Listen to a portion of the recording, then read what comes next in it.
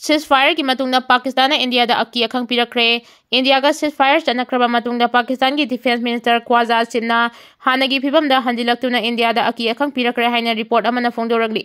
report asigi matungina Defense Minister Khwaja Asimna India ga makhatana wari sanarabadi sumnatagi Kashmir Sindoor Jal Treaty amadi terrorist ki matangda khagwari sanagani Pakistan ki apamba se yimlo naba India na sukhangani haike loinana lana sida Turkey China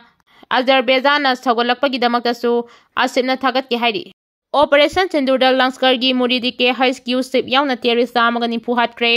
India na May 3 amasung 8 ki numidang da Pakistani manungda leiba terror camp sing da sathakiba Operation Sindoor na ISIS sani panga taramari Haidekar Yusuf Azhar Laskar gi muridi ke headquarter gi ship Abdul Elias Mudassar amasung lisingani tarataru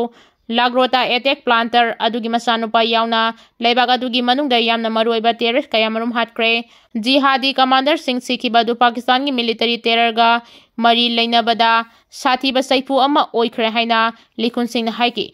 Pahalgam yaha sing adugi laman khumnaba India na sathagiba attack sing aduda yamdrabada terrorist sama kuntra dagina sama ga nimpu chikre haina nauna paba masing na uli N.Biren bu amuk hana CM oibina basari sarak association na PM da haijakre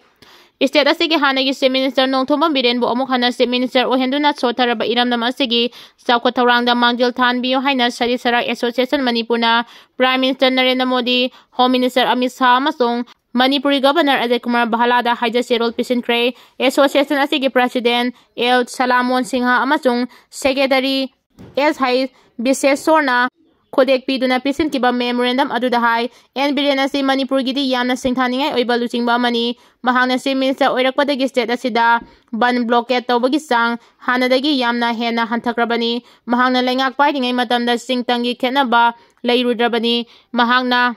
haudok piramba si minister gi hakchel gi tengbang CM Haistina Laibak Pumbada Kanaba Piribani Mahaki Lengak Matamda illegal immigrant sing Tautokduna narco terrorist sing matakda akan ba action lokhat lambani mahangna umangwang kanaba amadi akoiba phibam kananaba honabada natana yellow purup singbu kananaba angamba thakta honarambani mahangna lamdamasigi artist singi damakta si minister gi artist singi Tengbang haiba scheme haudok piduna landamasigi nat chanabi yokhatnaba honaramani masida sunatana Biren asi yamna mideng chanba miyangi khanba lusingba mani maramasna state asida haudik chalairiba PR asi loktok piduna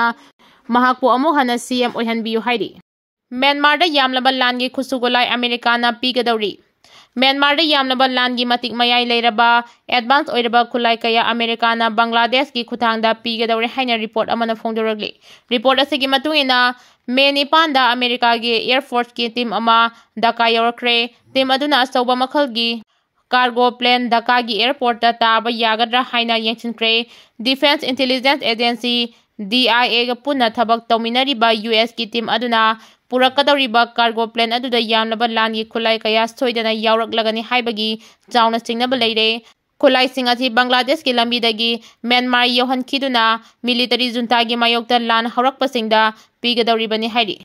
Pakistan na landara kibada India gi army taruk amadi misang kunmanga Rom Sire India Mrs India haina thaba poster thetuna Congress na pendaba phongdokre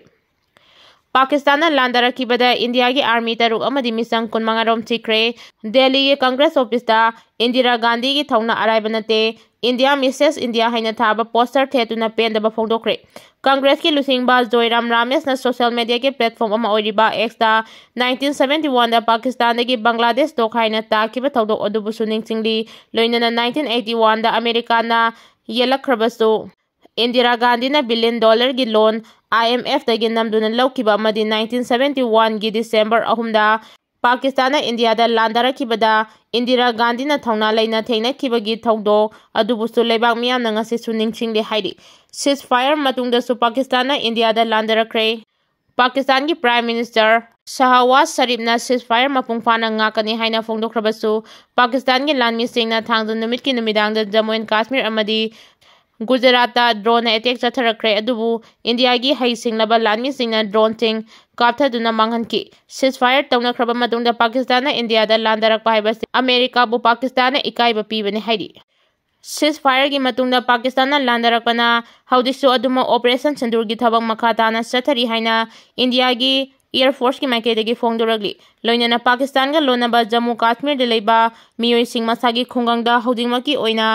लाखिदनबसु खंगलखरे हाइरि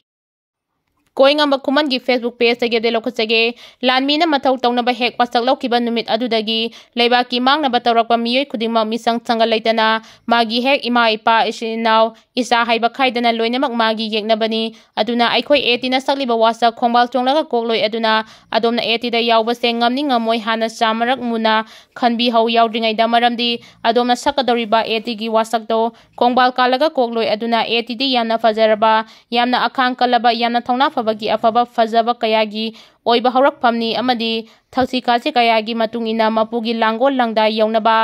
सेंगलबा मपुगी लानमी ओइरिबनी तराइना खनबिगनु तराइना लौबिगनु अचोनबा वाखल अमदी थमोइ ओइबा मपुमागा नगनदबा मियोसिना एटीदा यावबा वागनी ओइथोक्लोइ अदुना एटीदी कथोपगी थबंगनी ओइजबा थिबा नते थक्सी खासिना योमचिली तेंगोलोइ पुमनमक अरापा अनकपा थिदना अचौबा मसा लाइराना खाइदना अथौबा हाइना मिंगौनदुना इगी ओइबा इसिन इनाउनी हाइबा वाखलोना मांगदा थमगनी लोइनना eighty अमगी Awana खुदोंथिबा नंगलकपा तारकपा मतमदा मरम चारबदी eighty खुदिंगमंगना सीबा संगबा थिदना लेपमिनगनी अरोइबदा पुमनमकपो इकाइ खुमनजरी इबुदौ पाखंगबना याइफरे लाइनिंगथौ सनामहिना याइफरे।